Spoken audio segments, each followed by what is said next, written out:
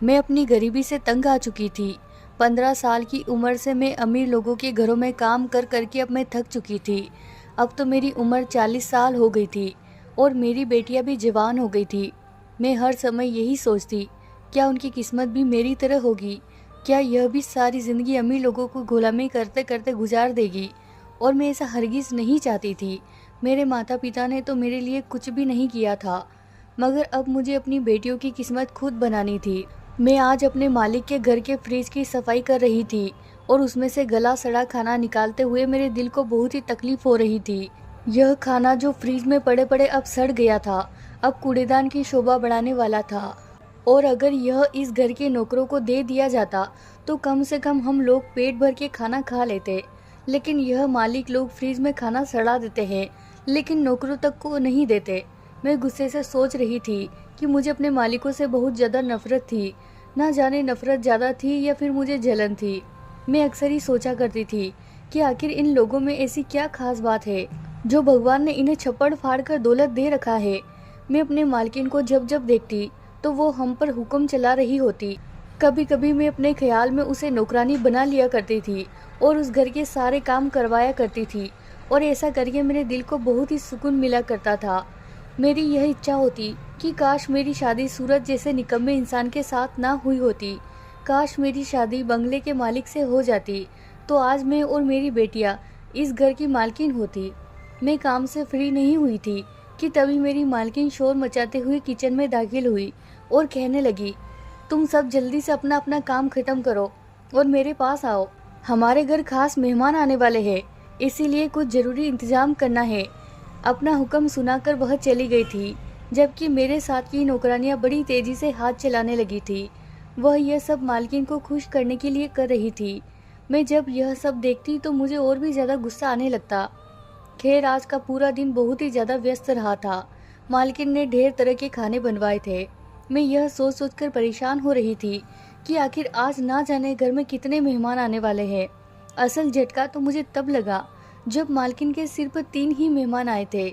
इतना सारा खाना सिर्फ 3 मेहमानों के लिए बनाया गया था। अगर यह खाना हम जैसे लोगों के घर में बनता तो गरीब की बेटी की बारात निपट जाती। बाद में मालकिन ने हमें यह बात बताई कि मेरी बेटी दिशा के लिए बहुत ही ऊंचे खानदान से रिश्ता आया है और यह सब इंतजाम उसी के लिए किए गए थे। मुझे दिशा की किस्मत पर जलन होने लगी थी। क्या किस्मत पाई थी इन लोगों ने? क्या था, दिशा अच्छे घर में पैदा हुई थी और फिर अच्छे ही घर में ब्याह कर जा रही थी। मालकिन की बेटी दिशा इतनी खूबसूरत भी नहीं थी, बस ये था कि उसमें नखरा बहुत ज्यादा था और मालिक की जान थी। अपनी बेटी में दोनों पत्नी पत्नी उस पर पूरी दुनिया निछावर कर देने को तैयार रहते थे। बस इसी वजह से वह खुद को कोई परी समझने लगी थी। घर में जाकर भी मेरा सारा दिन खुद को कोसती रहती थी। मैं अपनी बेटियों को देखते तो वह दिशा से कहीं ज्यादा खूबसूरत थी। मेरे दिल में ख्याल आया कि काश दिशा की जगह मेरी अनीता की शादी वहाँ हो जाए तो हम सबकी किस्मत ही बदल जाएगी। अनीता मेरी सबसे कम उम्र बेटी थी और इतनी सुंदर थी कि उस पर कांच की गुड़िया का गुमान होता था। मेरी 3 बेटियां थी और अनीता सबसे छोटी थी। मैंने दिल ही दिल में एक इरादा बना लिया और भगवान से प्रार्थना करने लगी कि मैं अपने इस इरादे में कामयाब हो जाऊं। मैं सुबह जब काम पर गई तो पता चला परसों दिशा की शादी है, मगर हैरत यह थी कि वह इस शादी से खुश नहीं थी।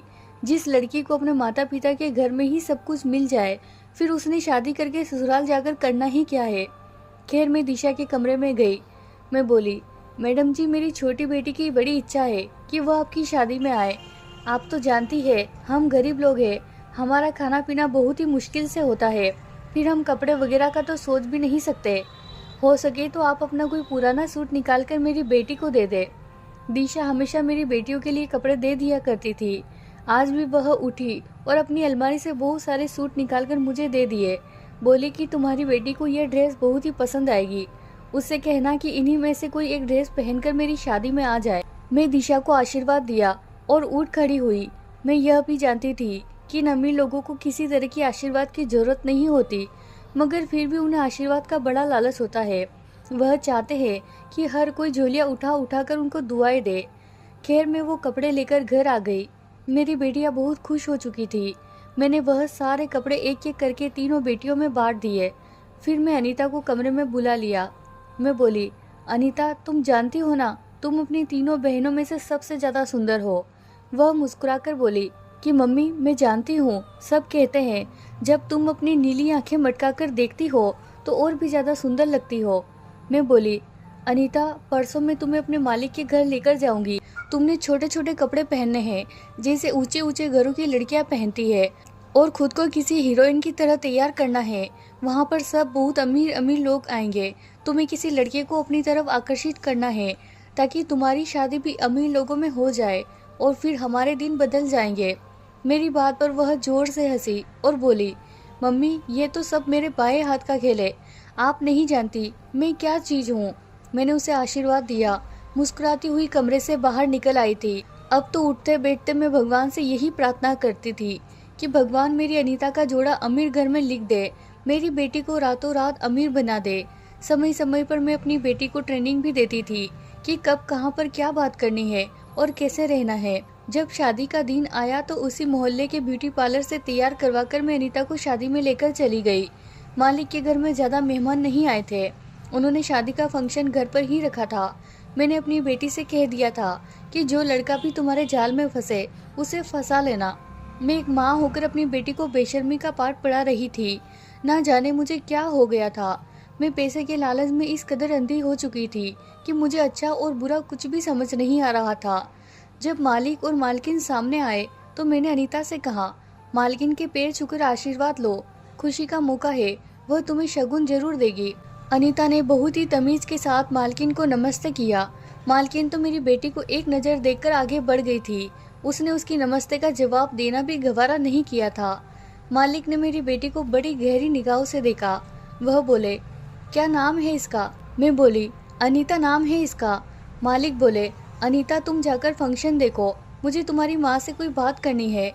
उन्होंने भी मेरी बेटी के हाथ पर 1 रुपया भी नहीं रखा था, जबकि मेरी बेटी बहुत ही फैंसी ड्रेस पहनकर तैयार हुई थी। उसका आधे से ज़्यादा शरीर दिखाई दे रहा था। इस समय वह किसी हीरोइन से कम नहीं लग रही थी। अनीता ने मुझे इशारा किया और चली गई। मैं भी आगे बढ़ने लगी तो मालिक बोले, मेरी बात सुनो। मैं उनकी तरफ देखने लगी। वह बोले कि क्या उम्र है तुम्हारी बेटी की? मैंने उन्हें अनीता की उम्र बताई कि अनीता अभी सिर्फ 17 साल की हुई है। तो वह कुछ परेशान से नजर आने लगे। फिर बोले, बहुत कम उम्र है तुम्हारी बेटी की, अभी तो उसकी शादी की भी उम्र नहीं है। शादी की बात सुनकर मेरे कान खड़े हो गए। मैं बोली, क्यों मालिक, क्या हुआ? उसका तो अभी कोई रिश्ता नहीं आया तो शादी कहाँ से होगी? मालिक होठों ही होठों में मुस्कुराए और अपने दिल पर हाथ रखकर कहा, तुम्हारी बेटी अनीता दिल को भा गई है। सच में तुम्हारी बेटी बहुत सुंदर है। मैं उससे शादी करना चाहता हूँ। बोलो, अपनी बेटी का हाथ दोगी मेरे हाथ में? मैं एकदम से हक्का बक्का रह गई। मैं बोली, मालिक, आप तो उम्र में उससे बहुत बड़े हैं। वह मुस्कुराकर कहने लगे कि हाँ, उम्र में बहुत बड़ा हूँ, मगर मेरा दिल तो अभी जवान है।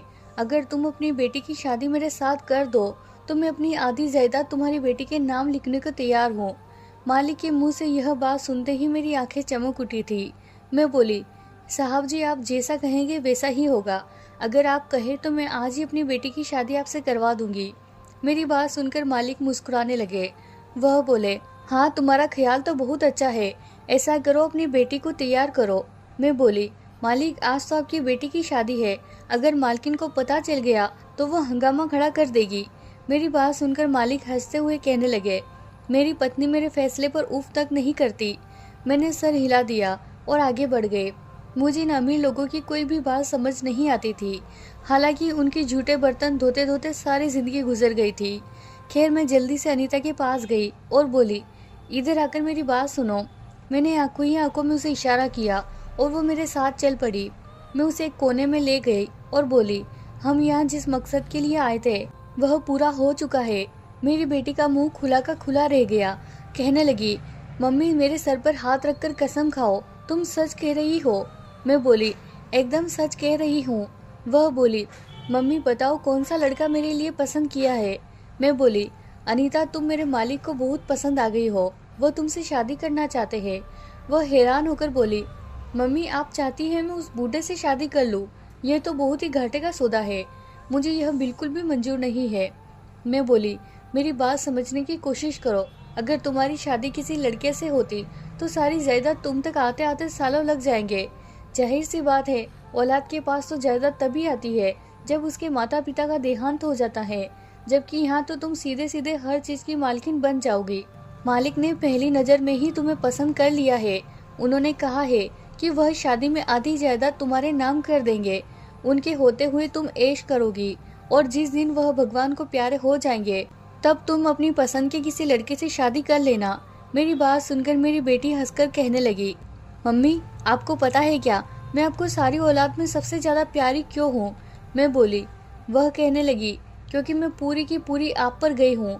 आप में और मुझ में कोई अंतर नहीं है, हम दोनों की सोच बहुत मिलती है। अनीता की बात पर मैं हंस पड़ी थी। मेरी बेटी शादी के लिए राजी हो गई थी। मैं बोली, अनीता अमीर होकर हमें भूल मत जाना, हमारा हिस्सा भी हमारे लिए तैयार रखना। वह कहने लगी, मम्मी आप इस बात की बिल्कुल भी चिंता ना करें। शादी के दूसरे ही दिन मैं आपको अपनी बहनों को इस बंगले में बुला लूंगी। अपने घर जाकर बस अपनी पैकिंग शुरू कर देनी है। हम दोनों माँ बेटी ने सलाह मशवरा कर लिया था। मैंने अपनी हाँ मालिक तक पहुँचा दी थी। उन्होंने झटपट ही पंडित की व्यवस्था कर ली थी। फेरों के समय मालिक ने मुझे मेहमानों के लिए जूस लेने के लिए भेज दिया। इस समय ये काम करके अपनी बेइज्जती महसूस कर रही थी। अब तो मैं मालिक की पत्नी की माँ थी, वह मुझे काम का क्यों कह रहे थे। खैर मैं जूस लेकर आई तो शादी की सारी रस्में हो चुकी थी। मालिक बोले, अब तुम अपने घर जाओ, तुम्हारी बेटी विदा होकर मेरे घर आ गई है, तुम्हारा काम अब खत्म हो गया है। मैं मुस्कुराकर बोली, आपका जो हुक्म। यह कहकर मैं वहां से घर आ गई थी, जबकि मेरे होठों पर शातिराना मुस्कुराहट फैल चुकी थी। मालिक ने मुझे क्या समझ रखा है? बेटी की विदाई के बाद मेरा काम खत्म हो गया? मेरा काम तो अभी शुरू हुआ था। अभी तो मैं मालिक की पहली पत्नी को तलाक भी दिलवानी थी और इस बंगले पर खुद मालकिन बनकर हुक्म चलाना था। खैर मैं वापस लौटी तो शाम हो चुकी थी। मेरा पति भी काम से आ चुका था। वह मेरी तरफ देखकर बोला, अनीता कहाँ है? अब मुझे अपनी खुशी के इजहार का मौका मिला था। मैं खुश होकर बोली कि मैं अनीता को अपनी मालकिन बना आई हूँ। मेरी बात सुनकर मेरे पति हैरान हो गए। बोले, क्या कहा तुमने? मैं कुछ समझा नहीं। मैं हंसी थी। मैं बोली, हाँ मैं जानती हूँ तुम एक नंबर के बुद्धू हो। अगर बुद्धू ना होते तो आज तुम कुछ करने के काबिल होते। खैर मैं अनीता की शादी अपने मालकिन से कर दी है। मालिक ने वादा किया है कि वह अपनी आधी जायदाद अनीता के नाम कर देंगे, और तुम सबके लिए यह सब मैसेज दिया है कि अपने अपने कपड़े पैक कर लो। वह जल्दी ही गाड़ी भिजवाकर हमें उस कोठी में बुला लेगी। मेरा पति गुस्से से चीखने लगा और बोला कि तुम्हारा दिमाग तो ठीक है, जाहिल औरत, तुमने पैसे की लालच में मेरी फूल सी बच्ची की शादी एक बूढ़े आदमी से कर दी। मैंने गुस्से से सर झटका और कहा, बोलते रहो तुम, मुझे तुम्हारी कोई भी परवाह नहीं है। मैं उठी और अपनी बेटियों के पास आ गई। मैं बोली कि तुम सबके दिन भी बदलने वाले हैं। अनीता तुम सबका रिश्ता भी अमीर लोगों में करवा देगी। मेरी तीनों बेटियां मुझ पर गई थी, सबकी सब चालाक थी। मेरी बात सुनकर वह खुश हो गई।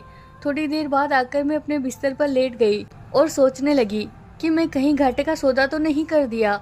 मुझे चाहिए था कि मालिक से कहती कि शादी के बदले मुझे 10 लाख रुपए अभी चाहिए। उनके पास जितना पैसा था, यह तो रकम उनके लिए मामूली सी थी। हे भगवान, मैं फेरों से ठीक पहले पैसे क्यों नहीं मांगे? अब यह सोच सोचकर मैं बेचैन होने लगी थी। खैर मैंने सोचा कि चलो सुबह जाकर मालिक से पैसे मांगूंगी। सारी रात मुझे सुहाने सपने आते रहे, मगर मुझे क्या पता था कि अब मेरी किस्मत पलटने वाली थी। मेरी किस्मत में खुशियाँ नहीं, बल्कि सिर पर पछतावा आने वाला था। मेरी जिंदगी से ऐसा जख्म मिलने वाला था जो पूरी जिंदगी मुझे दर्द देता। सुबह हुई तो मैं अपनी बेटियों से कह दिया, तुम अपनी तैयारी पूरी रखना, मैं किसी भी समय तुम लोगों को आकर अपने साथ ले जाऊंगी। मैं रास्ते में उधार नाश्ता लिया और कोठी की तरफ बढ़ गई। आज मेरे नखरे और चाल ढाल देखकर सब नौकर हैरान हो रहे थे। जैसे ही मैं हवेली में दाखिल हुई तो मुझे सांप सूंघ गया, क्योंकि वहां तो मैं हक्का बक्का से खड़ी रह गई थी। नाश्ते की थैली मेरे हाथ से छूटकर नीचे जा गिरी थी। मैं थर थर कांपने लगी थी। मेरी समझ में कुछ नहीं आ रहा था, इसीलिए मैं दीवानों की तरह वहां से भाग आई। मैं सड़क पर बैठकर फूट फूट कर रोने लगी। मेरे लालच ने मुझे डुबो दिया था। मुझे वह दिन याद आने लगा जब मैं जवान और सुंदर थी। तब मेरी माँ भी अमीर लोगों के घरों में काम किया करती थी। मुझे मालकिन ने अपनी बहू बनाना चाहा था। हुआ कुछ नहीं था। मालिक के घर औलाद नहीं थी। उन्होंने पहले भी 2 शादियां कर रखी थी, मगर वह औलाद की खुशी से दूर ही रहे थे।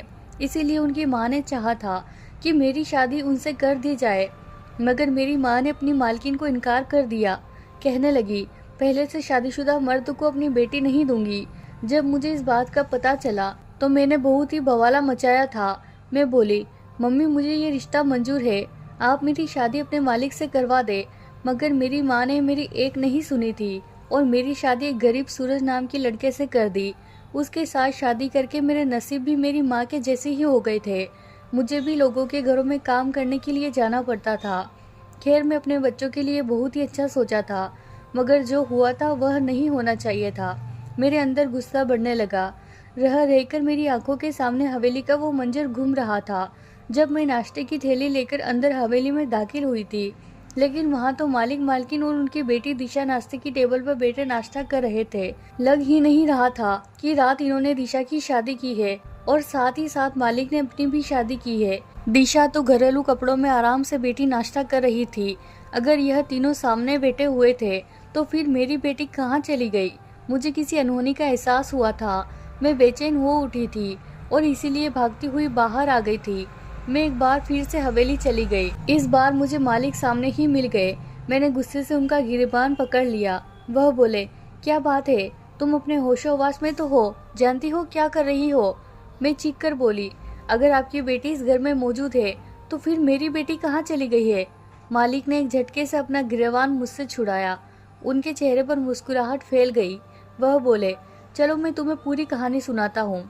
दरअसल हुआ कुछ यूँ था। इस दुनिया में मेरी एक ही बेटी है, दिशा। मुझे उससे बहुत ही मोहब्बत है, इतनी मोहब्बत कि मैं शब्दों में बता नहीं सकता। वह किसी और लड़के को पसंद करती थी, उससे शादी भी करना चाहती थी। मैं भी शादी पर तैयार था, मगर फिर एक बहुत बड़ी समस्या हो गई। मैं पिछले 10 साल में जितना भी माल गैर कानूनी तरीके से जमा किया था वह कानून की नज़र में आ गया था। मैं चाहता था कानून अपनी आंखें बंद कर ले, इसीलिए मुझे अपनी इकलौती बेटी की कुर्बानी देनी पड़ी थी। मैंने बहुत बड़े अफसर से अपनी बेटी की शादी तय करके उस अफसर का मुंह बंद करवा दिया। वह उम्र में मुझसे भी 10 साल बड़ा था, लेकिन मैं मजबूर था। क्या करता, अपनी मेहनत की कमाई यूं बर्बाद होते नहीं देख सकता था। इसीलिए मजबूरी में मैंने अपनी बेटी का सौदा कर दिया और उस 60 साल के बुड्ढे से अपनी बेटी का रिश्ता तय कर दिया। शादी के दिन मेरी बेटी मेरे गले के लगकर फूट फूट कर रो रही थी। वह बोली, पापा आप मेरे साथ इतना बड़ा जुल्म ना करें। अगर आपने अपना फैसला वापस ना लिया तो मैं अपने ससुराल जाते ही खुद को खत्म कर लूंगी। मैं बहुत बड़ी मुसीबत में फंस चुका था। अब मैं उस शादी से कैसे बच सकता था? मेरे पास और कोई रास्ता नहीं था। उस दिन तुम अपनी बेटी को लेकर हमारे घर आई थी। मैंने तुम्हारी अनीता को उस अफसर के सामने पेश किया। अनीता मेरी निशा से भी ज्यादा सुंदर थी। अचानक से उस अफसर का दिल उस पर आ गया।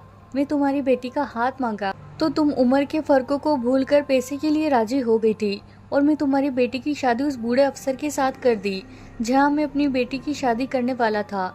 अब मैं तुम्हें तुम्हारी बेटी को पता ठिकाना तो नहीं बता सकता, हाँ, मगर तुम्हें पैसे जरूर दे सकता हूँ जिसने तुम्हें इस काम के लिए मजबूर किया था। मालिक ने मेरे सामने 50 लाख रुपए का चेक काटकर मुझे थमा दिया। बोले, यह तुम्हारी बेटी की कीमत है। मैंने कांपते हाथों से वह चेक थाम लिया था।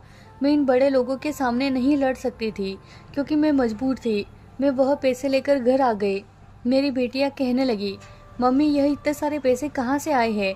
मैं बोली, यह तुम लोगों के लिए अनीता ने भेजे हैं। मेरा पति बोला, सच सच बताओ क्या हुआ है? मैंने रोते हुए से सारी बात बता दी। मेरे पति ने अपना माथा पीट लिया। वह बोला, तुमने मेरी बेटी के साथ बहुत बड़ा जुल्म किया है, ना जाने वह कहाँ कहाँ जलील होती फिरेगी। मेरा पति बोला, तुम्हारे मालिक ने जिस आदमी के साथ हमारी बेटी की शादी की है वो अपने किसी और बिजनेस डील के लिए हमारी बेटी को आगे पहुंचा देगा। अब उसकी किस्मत में सारी जिंदगी की रुसवाई लिखी है। मैं फूट फूट कर रोने लगी। मैं बोली, तुम्हारे पास कोई रास्ता है क्या कि हम अपनी बेटी को कैसे वापस लाए? मेरा पति रोने लगा और बोला, मैं उन लोगों का मुकाबला नहीं कर सकता। आज इस हादसे को हुए पूरे 2 साल बीत गए हैं।